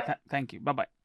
विकास, मैं माफी चाहता हूँ, आज आपसे इतनी देर तक हम बात नहीं कर पाए, पर नहीं उन्हें नहीं जाना ठीक था। है तो जी। आपने ये सारी बात सुनी, मैं इसमें एक छोटा सा सवाल और जोड़ता हूँ, उस पर आप अपनी विस्तृत टिप्पणी दीजिएगा, और फिर मेरे सवाल पर हम प्रतीक और स्मिता से भी टिप्पणी लेकर ये टॉपिक को क्लोज करेंगे। तो आपने नीलाद्री की बात सुनी और उस पर स्मिता ने क्या कहा, उनका पूरा जीवन इस बाहुबली का अब सबके सामने आ गया है। एक छोटी सी चीज और जो मुझे मतलब बात करते हुए अभी लगाई कि ये बड़ी विडंबना की बात है कि बंगाल में भाजपा दिखा रही है कि मजबूत ऑपोजिशन होना क्यों जरूरी है, नहीं तो मुद्दे सामने नहीं आ पाते। बाकी जगह वो ऑपोजिशन को बिल्कुल कुचल रही है, तो अजीब सी बात है। तो आपका इन सब पर क्या कहना चाहें? पॉलिटिकल बैटल तो जो है सर वो इसी तरीके से काम करती है ना, क्योंकि आपको जब एक जगह बनानी होती है, बंगाल में भाजपा है नहीं, है ना, पिछले इलेक्शन में शायद 4% वोट था, पिछले इलेक्शन में 10% के करीब पहुंचा। अब वो चाह रहे होंगे कि वो 20-30-25% लोकसभा में तो ज्यादा पहुंच गया था, 40 पहुंच गया। विधानसभा की बात कर अच्छा, रहा हूँ। हाँ, तो चाह रहे होंगे कि वो वोट और आगे बढ़ जाए। और दूसरा, आपका खुद का पर्सनल नेचर होता है, तो बीजेपी का नेचर सब लोग जान रहे हैं। अभी पिछले कुछ सालों में जो हमने उनकी गतिविधियां और कार्रवाइयां देखी हैं वो विपक्ष के प्रति, तो उससे समझ में आता है कि वो क्या चाहते हैं, विपक्ष कहाँ रहे। और जहाँ तक बात है बाहुबलियों की और ये सारे मुद्दे की, तो मुझे लगता है कि इस पर बहुत कुछ कहा जा चुका है ऑलरेडी, और बहुत अच्छे से समझा दिया है हमें, ग्राउंड रियलिटी भी, ग्राउंड सिचुएशन भी। पर इसमें मुझे जो एक ही बात है वो मुझे कहनी थी कि जो स्मिता जी ने भी कहा कि जब भी बात आती है न्याय की, महिलाओं के लिए खासकर, तो वहाँ हमें राजनीति से ऊपर उठ जाना चाहिए। हाँ, बिल्कुल, मतलब उसमें इफ एंड बट होना नहीं चाहिए, क्योंकि यही आज जिस तरीके के विजुअल आ रहे हैं अभी, वहाँ जो पश्चिम बंगाल भाजपा की जो महिला नेता लोकेट चटर्जी, वो पुलिस के साथ जा के भिड़ रही हैं कि हमें वहाँ जाना है, प्रदर्शन करना है। मुझे नहीं समझ में आता कि उनसे पहले अगर कोई महिला उनसे मिली हो इस बारे में, तब उन्होंने क्या किया होता, अगर ये पूरी सिचुएशन बिल्डअप ना हुई होती। हाँ, तो इस तरीके से मतलब मैं इसी उस पे कमेंट पे कंक्लूड करूंगा। अच्छा। क्योंकि हम लंबा इस पर डिस्कशन कर चुके हैं और मुझे लगता है अगले विषय की ओर ज़्यादा बढ़ना चाहिए। हाँ, तो इस पे अगर आपको कुछ कहना हो, क्योंकि ये विषय हमारे अगले जो चर्चा का विषय उस पर भी जाता है ये सवाल कि विपक्ष का होना या ना होना और सरकार के लिए उसकी जो मुसीबतें हैं। यहाँ पर तो भाजपा एक विपक्ष की भूमिका निभाने की कोशिश कर रही है, लेकिन हमारा अगला विषय है जो न्यूज़ लॉन्ड्री ने विस्तृत रिपोर्ट की है, चुनावी फंडिंग पर, और किस प्रकार से जैसे जैसे छापे पड़ते गए उसमें एक पैटर्न जैसा उभर कर आया है कि जैसे जैसे छापे पड़ते गए वैसे वैसे चंदे का रकम और उसका साइज, रकम का साइज भी बढ़ता गया। प्रतीक, आप हमारे श्रोताओं को और हमें भी बताइए कि ये रिपोर्ट आखिर में आपने जो की उसकी जानकारी निकालने में जो मुश्किलें हुई होंगी वो तो आप जितना शेयर कर सकते हैं वो करें ही, पर आपकी नज़र में इस रिपोर्ट के कॉरेस्पॉन्डेंट होने के नाते क्या ऐसी चीजें हैं जिसने आपको ही अचंभित किया रिपोर्ट करते हुए? देखिए, ये मतलब जो पूरा इन्वेस्टिगेशन था इसमें ऑलमोस्ट 3 महीने लग गए, और न्यूज़ लॉन्ड्री की टीम और न्यूज़ मिनट की टीम दोनों ने मिलकर इसको किया। इसमें सबसे एक्चुअली जो टास्क था कि क्योंकि ये ऐसी रिपोर्ट थी कि इसमें हम इतनी सी भी मिस्टेक नहीं कर सकते। हाँ, मतलब अगर जरा सी भी गलती हम कर देंगे इधर उधर फिगर में या किसी में भी, तो एक तो बहुत सारे डॉक्यूमेंट्स थे उसमें, ये सब पब्लिक डोमेन में है, लेकिन उसमें जाके सर्च करना, कंपनीज का नाम निकालना पहले कि क्या पैटर्न दिख रहे हैं इसमें। इस रिपोर्ट की सबसे खास बात है इसका पैटर्न। मतलब अगर आप देखते हैं कि अगर समझ लीजिए किसी कंपनी पे रेट पड़ी है 2018 में फाइनेंशियल ईयर में, तो या तो वो 6-7 महीने बाद या 8-10 महीने बाद उसने तुरंत डोनेशन कर दी, ठीक है। या ऐसी कंपनीज हैं जो पहले से डोनेट करते चले आ रही हैं, ठीक है, उन्होंने 1 साल स्किप कर दिया डोनेशन देना, पता लगा अगले साल रेट पड़ती है और उसके तुरंत बाद उन्होंने भी वापस से डोनेशन ये दे दी। कुछ कंपनी ऐसी हमको दिखी जिनका डोनेशन अमाउंट कम था, रेट पड़ती है वो अमाउंट हो जाता है 5 गुना 10 गुना ज्यादा। तो ये जो पैटर्न है ना, ये सबसे इंपॉर्टेंट है स्टोरी का पूरा। मतलब ये आप एक पर्टिकुलर ईयर से देख नहीं सकते, इसलिए हमने 2014 से लेके 2024 तक का तो पूरा डेटा जितना भी हम खंगाल सकते थे पूरा खंगाला। तो देखिए, मैं इससे पहले प्रतीक और कुछ बोले, मैंने उनसे पहले इसीलिए पूछा था क्योंकि अब इस रिपोर्ट की 2-3 मुख्य बातें मैं आपको बता देता हूँ, उसके बाद प्रतीक आगे टिप्पणी करेंगे। जो एक खास बात है वो 30 कंपनियां ऐसी हैं, जैसा प्रतीक ने जिक्र किया, ऐसी 30 कंपनियां नजर में आई हैं जिन्होंने छापे के बाद रकम बढ़ाई या दी। और 2018-19 का जो फाइनेंशियल ईयर है उससे लेकर 22-23 तक करीब 335 करोड़ रुपए का चंदा ऐसी 30 कंपनियों ने दिया, और उन्हें उनके ऊपर छापे भी पड़े। चंदा देने के बावजूद भी अगर उन्होंने चंदा स्किप कर दिया, अगर या नहीं दिया या कम दिया, कम अमाउंट है। हाँ, 23 ऐसी हैं जिन्होंने इस दौरान 187 करोड़ के आसपास पैसे दिए, लेकिन 2014 से पहले उन्होंने कभी भी चंदा दिया नहीं था। और इन 23 में से 4 ऐसी हैं जिन्होंने छापा पड़ने के बहुत जल्दी, कुछ महीनों के भीतर ही कई करोड़ रुपए, 9 करोड़ रुपए करीब दिए। और इन 30 कंपनियों में से, बाकी डिटेल आप रिपोर्ट पढ़ सकते हैं। एक आखिरी पॉइंट, इन 30-32 कंपनियों में से केवल 3 ऐसी हैं जिन्होंने कांग्रेस को भी चंदा दिया। तो और ये वो चंदे का जो फर्क है ना बहुत ज्यादा है। हाँ, मतलब समझ लो कि एक इनको 10 करोड़ मिल रहे हैं तो उनको मिल रहे हैं शायद कुछ 50 लाख या 70 लाख। मतलब एक मैं कंपनी ऐसी बताता हूँ, इसमें एक विठल बालकृष्ण गांधी करके बहुत ही जाने माने और बहुत reputed social reformer, freedom fighter थे बॉम्बे के, ठीक है। और वो लाला लाजपत राय और बहुत मतलब जो बड़े बड़े रेवोल्यूशनरी थे उनके साथ काम किया। इनफैक्ट जो बम्बई में जो बम्बई की टैक्सी होती है बॉम्बे में, जिसको काली पीली बोलते हैं, तो जो काली पीली का टर्म है ना वो उन्होंने कॉइन किया था। जब बेस्ट जो बसेस थी, जो अभी बेस्ट बॉम्बे का जो ट्रांसपोर्ट है उसको बेस्ट बोलते हैं, तो उसको ट्रांसपोर्ट का ब्रिटिश से लिया गया था, तो उसमें वो बहुत इंस्ट्रूमेंटल थे उसको टेक ओवर में। तो इस तरीके के एक व्यक्ति ने कंपनी शुरू की, मतलब उन्होंने 60s के वक्त उन्हें, और वो बहुत ही सॉलिड कंपनी है, बहुत आई मीन स्ट्रॉन्ग, मतलब फाइनेंशियली बहुत स्ट्रॉन्ग कंपनी है। वहां पे अचानक से रेट पड़ती है, ठीक है, 17-18 के दौरान बोला जाता है कि आप डॉक्टर को बोला जाता है कि भाई आप डॉक्टर्स को पैसा दे रहे हैं और ये मेडिसिन प्रिस्क्राइब करने के लिए। With in a month 9 crore रुपए सीधा डोनेशन, और उसका कुछ नहीं, उसके सब सॉर्ट आउट, पूरा मामला ये हो गया। तो ऐसे बहुत सारे इसमें वो एग्जांपल्स आपको दे, मतलब अगर कोई रिपोर्ट पढ़ेगा उसमें बहुत सारी चीजें ऐसी हैं कि वाकई बहुत इंटरेस्टिंग है उसमें। नहीं, वो स्टोरी पढ़ने में तो आएगा ही। मैं आपसे एक चीज और पूछूंगा, फिर हम विकास के पास जाएंगे। हाँ। कि ये रिपोर्ट जब आपने हो गई, जब आपने इसको फाइनल देखा कि ये मेरी कॉपी पब्लिश होगी, तो आपके दिमाग में क्या आया? एक ओवरऑल व्यू आपके दिमाग में क्या आया? तीनों भाग, जैसे इसमें इलेक्टोरल ट्रस्ट भी हैं। आबान का मैं स्पेशली जिक्र करूंगा इसमें। आबान हमारे डेस्क पे बैठते हैं, वो उसने बहुत मतलब सॉलिड मेरे साथ कोऑर्डिनेशन किया है। और जहाँ कभी जब मतलब कैसा है कि इस रिपोर्ट में ना कैसा है कि फिगर्स, यार कभी जैसे कोई नई कंपनी मिल गई तो वो फिगर पूरा चेंज हो जाता है जी, तो वापस से उसको काउंट करो, ये सब चीजों में। और बहुत सारे जैसे कुछ उनको लग रहा है कि नहीं यार ये इसमें गड़बड़, क्योंकि इसमें इतनी भी चूक नहीं कर सकते थे, तो वो मतलब केयरलेस मिस्टेक भी नहीं हो सकती इसमें, इतना भी 1 रुपया का 2 रुपया भी नहीं कर सकते थे इस मैटर में, क्योंकि वो रिपोर्ट ही ऐसी है। जब वो रिपोर्ट, अभी 3 महीने से हम लोग काम कर रहे थे लगातार उस पर, और जब वो हुई तो एक मतलब बोलते ना, एक रिलैक्स लगा कि हाँ भाई फाइनली ये स्टोरी पब्लिश हुई है। तो मेरे जो भी मैं जो मतलब जिन भी कलीग्स ने मेरे साथ काम किया है, बसंत है, आबान है, उसके बाद जो न्यूज मिनट की टीम है, तो काफी सबने बहुत मेहनत से काम किया स्टोरी पे। प्रतीक, कितने दिन लगाए आप लोगों ने इस रिपोर्ट में? 3 महीने। 3 महीने लगे। तो स्मिता, मैं आपके पास आऊंगा, पहले भाई विकास से भी पूछ लूं क्योंकि इन्होंने हिंदी डेस्क पे संपादित किया है। विकास, एक छोटी सी चीज मैं आपसे सवाल जो जोड़ रहा हूं इसमें, कि इसमें जो तीसरा भाग है जो आज पब्लिश हुआ है वो इलेक्टोरल ट्रस्ट पे भी फोकस करता है, केवल बॉन्ड पर ही नहीं। और जैसा प्रतीक कह रहे थे, तो मैं केवल प्रीव्यू के लिए एक रकम बताता हूँ कि 2022-23 में जो अनुपात है, तो अगर इलेक्टोरल ट्रस्ट में 100 रुपए गए तो कांग्रेस के हिस्से में बस 19 पैसे आए उन 100 रुपए में से। तो ये अनुपात है रकम के बंटवारे का। 100 रुपए में से 19 पैसे कांग्रेस के और एक बहुत बड़ा हिस्सा भाजपा का। तो जब आप संपादित कर रहे थे, पब्लिश कर रहे थे, जो चीजों का ध्यान रखना होता है वो तो प्रतीक ने कहीं पर, और ऐसी चीजें जो आपको, चाहे वो राजनीतिक हो या आपका अपना विचार हो या रिपोर्ट से रिलेटेड, वो बताएं श्रोताओं को। इसमें क्या है कि क्योंकि डेटा बहुत है, जैसा कि प्रतीक जी ने बताया जी, और वो क्रॉस चेक करना, वेरीफाई करना, और तीसरा उसमें पैटर्न हम मान रहे हैं कि ऐसा दिख रहा है।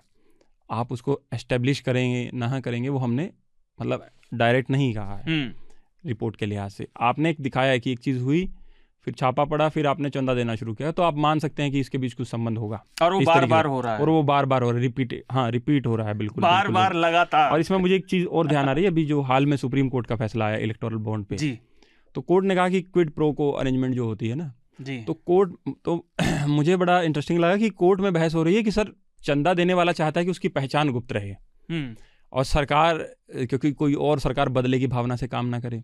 लेकिन हमारी रिपोर्ट इस मामले को पूरा उल्टा खड़ा कर रही है कि सरकार जो है वो किसी से चंदा ले भी सकती है, जबरदस्ती भी ऐंठ सकती है बाहम रोड के उसकी छापेमार कार्रवाई करके। तो ऐसा नहीं है कि सामने वाला सिर्फ अपनी पहचान दूसरे तरीके से छुपाना चाह रहा हो। और आपकी बात में ये बात भी छुपी हुई है, चंदा देने वाला भी चाहता है कि सरकार को पता रहे कि भाई मैंने दिया है, मैं बचा रहा हूँ, केवल पब्लिक को पता ना चले। पब्लिक को पता ना चले। और इसके अलावा जिसमें एक कंपनी का जिक्र है जो प्रतीक जी अच्छे से जानते हैं कि मेडिकल फर्म का जिक्र है, ठीक है, तो वो बहुत सारी और ऐसी चीज़ें हैं जो आपको चौंका सकती हैं इस पूरी रिपोर्ट में। तो इसलिए मैं ज़्यादा जिक्र नहीं करूँगा क्योंकि अभी सब्सक्राइबर के लिए हमारी ये रिपोर्ट और हम चाहते हैं वो लोग पढ़ें और इस पर अभी देखते हैं और किस तरीके की प्रतिक्रियाएँ आती हैं। बाकी निश्चित तौर पे बहुत मेहनत का काम है और प्रतीक जी ने बहुत अच्छे से निभाया है। तो स्मिता आप इस पर टिप्पणी कीजिए। मैं एक बात बता देता हूँ आपके लिए भी और श्रोताओं के लिए भी कि ये न्यूज़ मिनट और न्यूज़ लॉन्ड्री का पहला जॉइंट इन्वेस्टिगेटिव रिपोर्ट है। हमने कोलैबोरेशन चुनाव में पहले भी किया है, पर लंबी खोजी पत्रकारिता का ये पहला कोलैबोरेशन है और इसमें लगभग 3 महीने लगे। थोड़ी बहुत जानकारी आपको बातों से मिल गई होगी, आपका क्या कहना है? बाकी तो रिपोर्ट पढ़कर ही पता चलेगा। नहीं, मैं इन्हीं बातों से शुरुआत करने वाली थी अपने सोच की कि जी। एक तो सबसे पहले मुबारक हो आपकी पूरी टीम को, प्रतीक को, सारे लोग जो डेस्क पर, क्योंकि ये इंडिविजुअल का काम नहीं होता है, टीम वर्क होता है। और मुझे लगता है कि आने वाले दिनों में कोलैबोरेटिव जर्नलिज्म ही हमारा फ्यूचर है।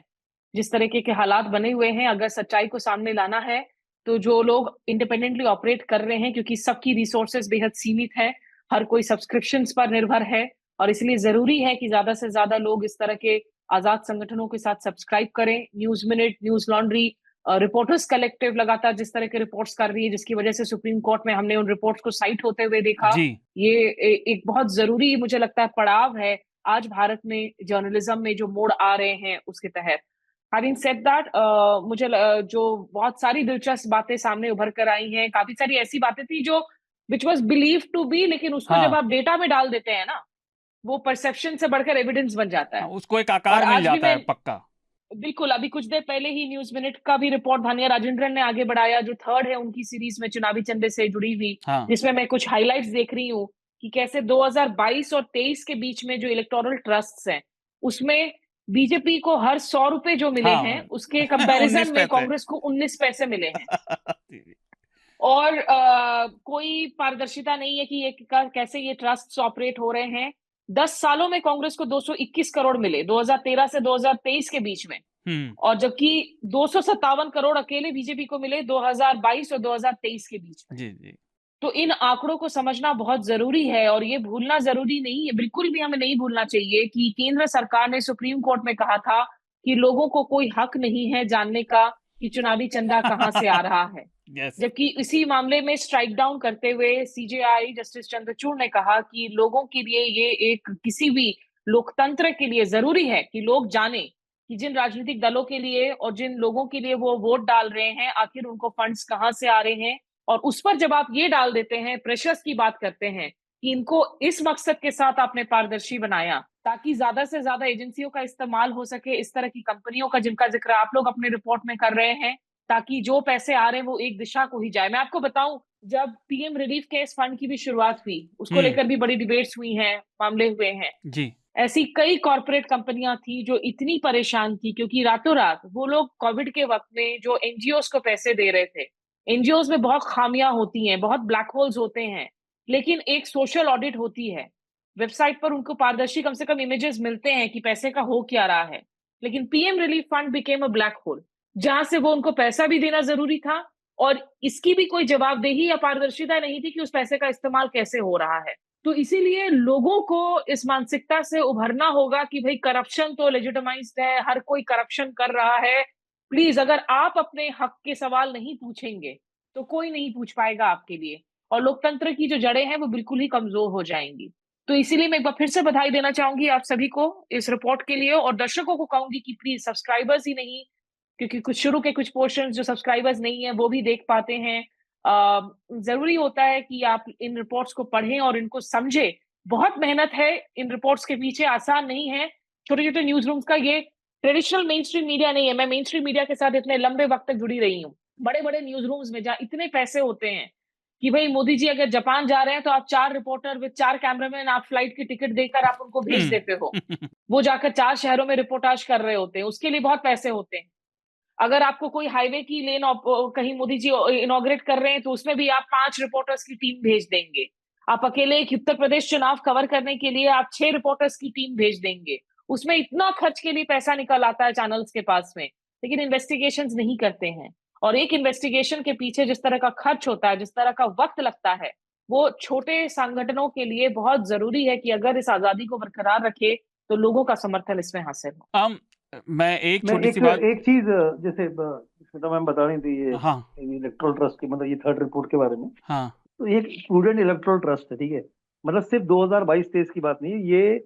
इस पर्टिकुलर अगर आप प्रूडेंट इलेक्टोरल ट्रस्ट को आप देखोगे तो 2016-17 से लेके अभी तक 2022-23 तक का जो भी हमने उसकी सीआर रिपोर्ट्स निकाली थी मैंने, वो मतलब जैसे समझ लो कि टोटल प्रूडेंट इलेक्टोरल ट्रस्ट के पास 363 करोड़ रुपए आए, ठीक है। तो उसमें से 272 बीजेपी का है, 250 आए तो 209 करोड़ रुपए बीजेपी के। मतलब इस तरीके का वो पर्टिकुलर, और सबसे बड़ा ट्रस्ट वही है। बहुत सारे ट्रस्ट हैं, आई थिंक 20-22 ट्रस्ट हैं ओवरऑल अपने देश में। सबसे बड़ा जो ट्रस्ट है प्रूडेंट इलेक्टोरल ट्रस्ट है, और उसका 90% या 85% आप समझ लो, उसका जो भी कंट्रीब्यूशन आता है वो सिर्फ एक ही पार्टी का आता है, वो बीजेपी।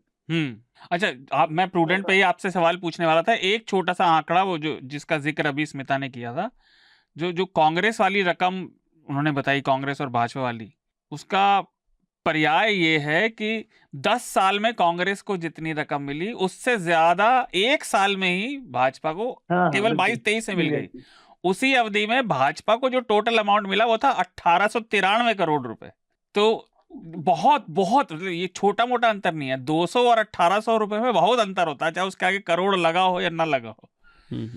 तो उसका पर्याय ये है। प्रूडेंट इलेक्टोरल ट्रस्ट पे आपने प्रतीक कहा, एक बात और मैं बताना चाहूंगा, और आप उस पर अगर और कुछ खुलकर बताना चाहें तो वही बता सकते हैं कि ये कोई फॉर्मूला, एक तो कोई फिक्स मिला नहीं कि इनका बंटवारा कैसे होता है। और ये सवाल मैं जरूर जोड़ रहा हूं कि जो पिछले हफ्ते डिसीजन आया था इलेक्टोरल बॉन्ड्स को लेकर, और आपका ये सब चल रहा था इन्वेस्टिगेशन उस सब के बीच में, तो अब आपको क्या लगता है कि ये फिर ट्रस्ट पे वापस जाएगा, क्योंकि बॉन्ड तो खत्म हो जाएंगे? इनमें से और कितने नाम बाहर आ सकते हैं? देखिए, मैं बॉन्ड खत्म हो जाएंगे, ठीक है, मैं सुप्रीम कोर्ट का तमाम चीजें सब मानता हूँ, अभी खत्म नहीं हुए ना। लेकिन वो जब वो फाइनली होंगे ना, जब एक्चुअल में होंगे, तब हम उस बारे में बात करेंगे। भले ही जो भी हो, मतलब एपेक्स कोर्ट ने बोला तो मैं सब चीजें मान रहा हूँ, लेकिन अभी तो है ना, अभी जब वो होंगे तब देखेंगे हम खत्म। लेकिन हाँ, इलेक्टोरल ट्रस्ट है, जैसा आपने बोला कि उसमें क्या प्रोसीजर है, कैसे करते हैं। फॉर एग्जाम्पल, ये जब स्टोरी हम पूरा कर रहे थे तो हमारे कलीग हैं शिव, वो दिल्ली में है, तो वो वहां पे गए थे, मतलब एक बात करने के लिए, भाई प्रूडेंट से क्वेरी के लिए, कि हमने मेल भी किया उनको, लेकिन क्वेरी के लिए भी बात देखी कि भाई इनका दफ्तर कहाँ है, कौन वहां बैठता है। तो वहां पे आई थिंक मुकेश कुमार गोयल को तो जो उसके डायरेक्टर है वहां बैठते हैं। तो शिव उनके दफ्तर में गए, तो वहां तो पहले तो उनसे मिलने दिया, और वो वहां पे जो बंदा था वो उनको बोल रहा था कि ऐसे तो बहुत रिपोर्टर आते रहते हैं, साहब मिलते नहीं किसी से।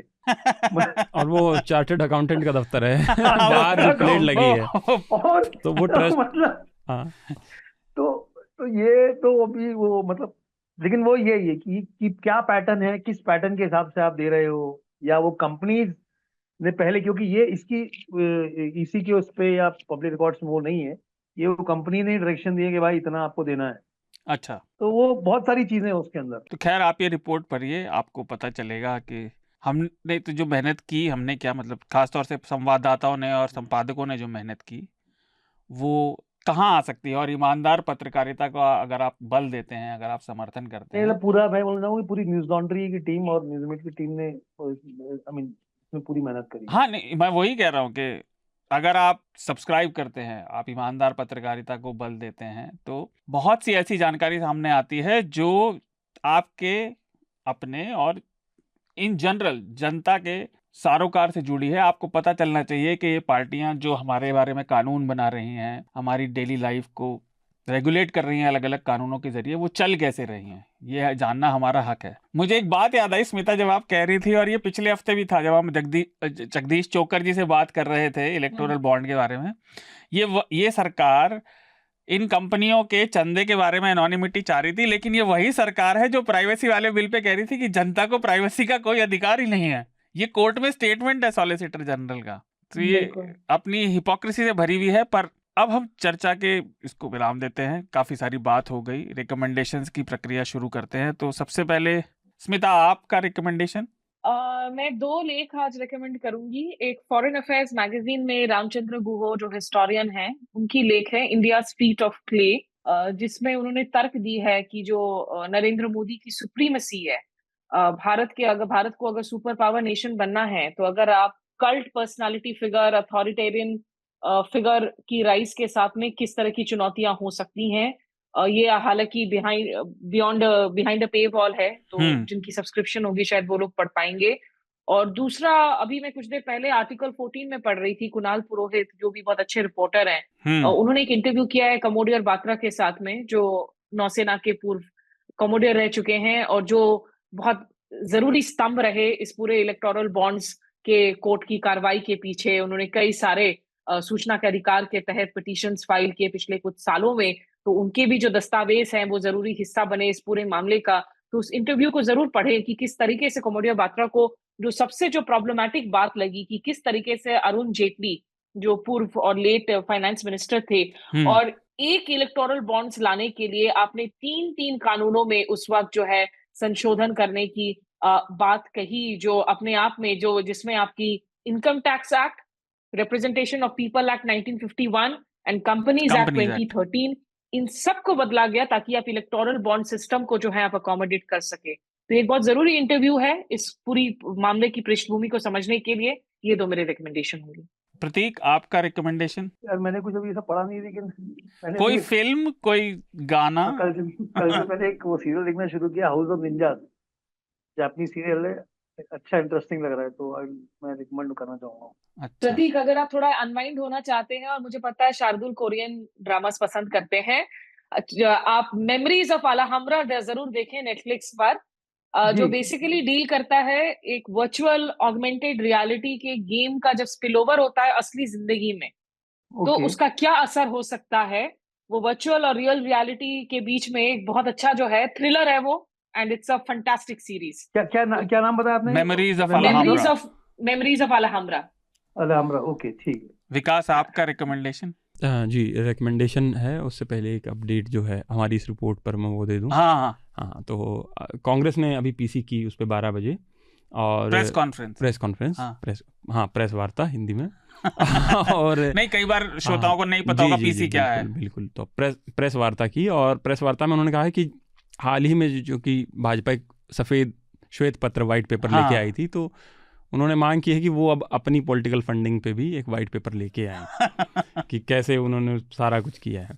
तो ये अपडेट था। और रिकमेंडेशन में जो एआई की और उनकी बात चल रही थी, तो एक नेटफ्लिक्स पे है लव डेथ प्लस रोबोट्स करके एक शो है, आई थिंक। अच्छा, शो है, छोटी सी सीरीज है, छोटी छोटी कहानियों की सीरीज है, बहुत छोटी छोटी की, सिंगल की। वो एक रिकमेंडेशन है।